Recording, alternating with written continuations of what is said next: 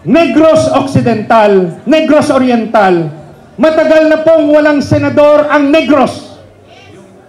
1963 pa, nung nagkaroon ng senador ang Negros Occidental, si Oscar Ledesma. 1963. Ngayon, kailangan natin mag-unite.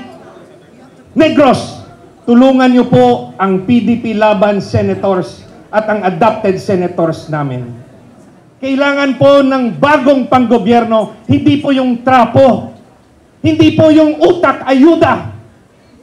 Baguhin natin ang sistema ng gobyerno ngayong Mayo 2025. Mayong hapon, mga kapartido sa PDP Laban, naaalala ko pa noong 2014, nung tayo'y humikayat kay Mayor Duterte na tumakbo bilang presidente.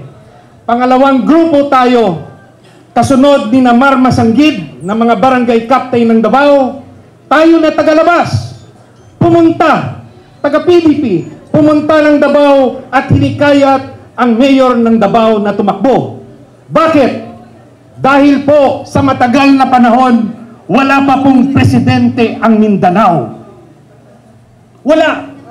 Bakit walang presidente ang Mindanao? Dahil watak-watak ang Mindanao noong mga panahong yun. Susunod, sa Team Duterte, kayo po ang magpapanalo sa amin. Mga party workers, mga campaigners, mga volunteers, nung simula pa ng 2014 hanggang ngayon, kami po'y sasandal sa inyo. PDP Laban, Team Duterte, Congressman Marcoleta, Attorney Vic Rodriguez, Pastor Apollo Kibuloy. Natutuwa ako, nanditong kaibigan ko, Attorney Vic. Welcome, Attorney Vic. Welcome sa PDP Laban. Matagal na naming inaantay ang pagdating mo. Negros Occidental, Negros Oriental. Matagal na pong walang senador ang Negros. 1963 pa, nung nagkaroon ng senador ang Negros Occidental, si Oscar Ledesma. 1963. Ngayon, kailangan natin mag-unite. Negros, tulungan niyo po ang PDP Laban senators at ang adopted senators namin. Negros Oriental, Senator Teves pa po, 1972. Ang tagal-tagal na po. Wala tayong senador. Tulungan po, Negros Oriental, ang PDP Laban magkaroon ng senador na taga-Negros. At mga kasama ko sa PDP Laban at mga adopted Team Duterte namin. Visayas, nandito ang gobernador ng Cebu. Palakpakan natin si Pambari 4. Lalaban siya sa higante, pero sa mata namin, siya ang higante kasi siya ang nagstay kay Presidente Duterte. Hindi iniwan si Presidente Duterte. Palakpakan natin si Pambari 4. Mayor Mike Rama, ang kampyon natin sa Visayas. Mayor Mike, salamat, hindi ka nagbitiw. Sabi mo, kahit dalawa na lang kayo ni President Duterte, nandito ka pa rin sa PDP Laban.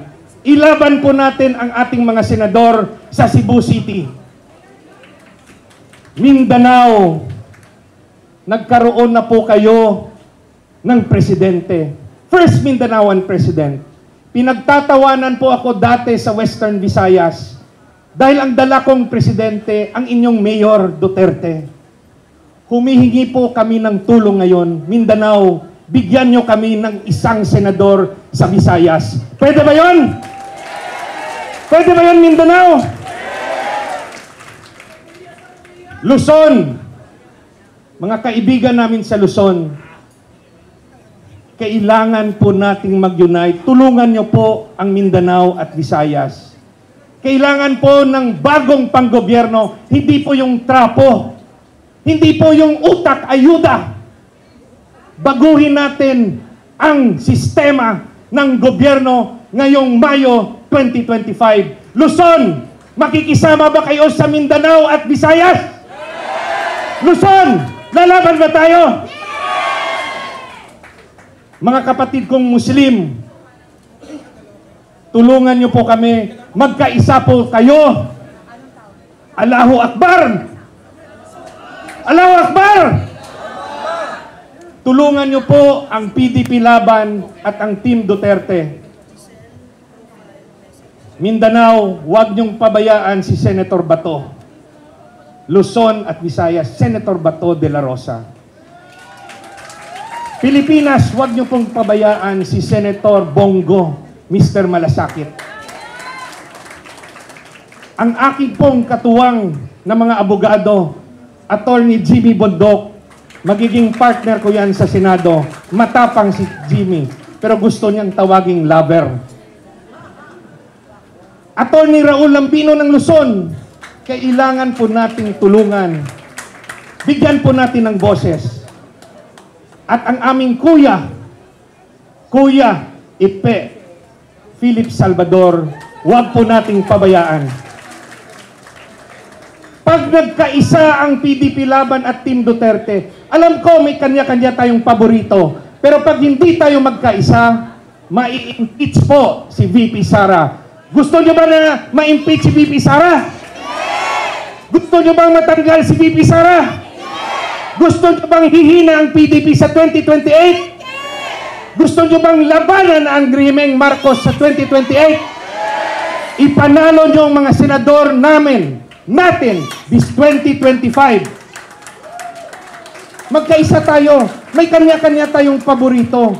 Pero anong magagawa ng mag-iisang Senator Bongo? Anong magagawa ng isang Senator Bongo kasama pa si Senator Bato?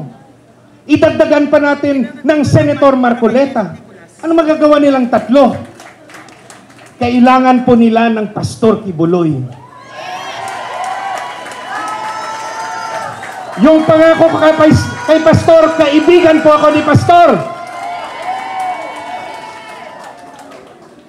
Anong magagawa namin kung wala si Attorney Vic Rodriguez? Maisog! Maisog! Maisog! Ang PDP ay maisog! Isama niyo po yung mga abogado namin, Attorney Jimmy Bondok, Attorney Raul Lambino, Philip Salvador. Pag sama-sama kaming lahat, hindi sila makakakuha ng 2/3 vote.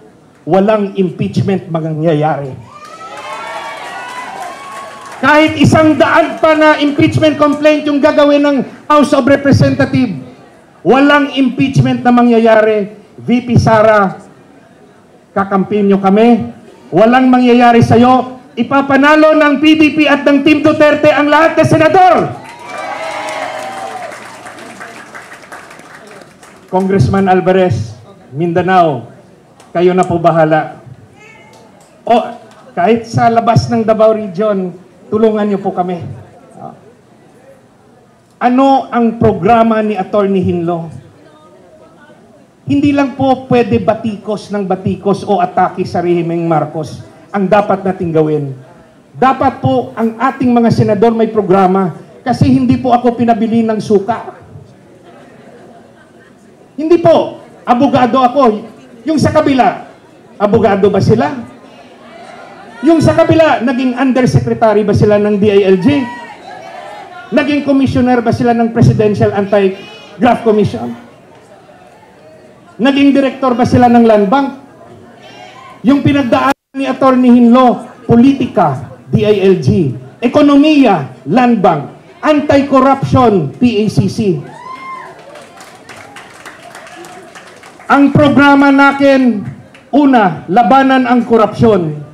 Dapat po amyendahan ang Data Privacy Act at Bank Secrecy Law para bigyan ng karapatan at kapangyarihan ng ombudsman na mag-imbestiga ng mga ari-arian at bank accounts ng public official na iniimbestigahan ng ombudsman. Pangalawa, laban kontra kahirapan. Paano po yun? Gusto nyo ba ayuda lang ng ayuda? Gusto nyo ba ang Pilipino linya at hihingi ng abuloy galing sa mga congressman. Pag ayaw nyo sa kanila, ipaglaban nyo kami kasi may programa kami. Aking po ilalabi sa aking kasamahan, nagagawa ng mga batas to amend the procurement law to favor Philippine-made products. The Philippines needs to industrialize. We need to make our own weapons. We need to make our own machines. We need to protect our technology. Tulungan natin ang ating mga scientists, inventors, engineers. We need to industrialize. Dito dapat ang factories para maraming trabaho sa manggagawang Pilipino. Trabaho ay ayuda. Trabaho ay ayuda. Second, sa agrikultura, dapat magkaroon tayo ng state-managed farming, state-managed fishing. Hindi kaya ng land reform. Failure ang land reform. Dahil yung binibigay na 1 hektarya, binibenta ulit nila sa mayayaman at subdivision developer. Ano yung kasunod? Ano yung dapat gawin? We have to create jobs. Tayo sa gobyerno, we need to create jobs sa lahat ng mga lupain na katiwangwang, hindi nagagamit. Dapat po maglagay ng agribusiness ang gobyerno. Hindi lang sa pagtatanim, kundi warehouse, factories, rice mill, transport hub, distribution center. Trabahante na Pilipino ang kailangan. Trabaho, trabaho, trabaho. Hindi po ayuda ang solusyon. Pero yung manggagawa na kukunin natin, hindi po kailangan ng civil service examination. Dahil farmer naman yan eh. Hindi naman yan opisina. State-managed fishing, ganun rin na konsepto. Instead na bigyan mo ng isang bangka, bigyan natin ng trabaho ang mga mangingisda. Pinakamahirap na sektor ang mangingisda. Bigyan natin ng sweldo, 15-30, malalaking barko para sa gobyerno, mag-fishing sila. Ang panghuli na programa ni Atty. Hinlo, educational reform. We have to introduce the subject from grade 1 to college, Philippine Patriotism and Ethics Studies. Pagmamahal sa bayan, pagmamahal sa kapwa-tao. Different topics, love of family, love of community, human rights, what's the Philippine political structure, national territory and defense, grade 7, a study of prison life para matakot ang kabataan gumawa ng masama. College, we introduce what is the economic plan of the country for the next 10 years as designed by the NEDA. Second year, financial literacy, how to start a small business, how to file a business permit. Third year, the dangers of corruption. Last year, fourth year, what is taxation, custom duty, what is estate tax, and lastly, how to file an income tax return. Pilipinas, ang dala po ng senador ng Visayas, programa para mabigyan ng permanenteng solusyon ang korupsyon, ang problema sa kahirapan, at para magkabuwas damlag ang Pilipinas. We need a future. We need to introduce good values to our youth. Mabuhay po ang Pilipinas! Mabuhay po ang PDP Laban! Mabuhay po ang Team Duterte! Salamat po! At mabuhay ka, Atty. Hinlo Damo. Gig na salamat.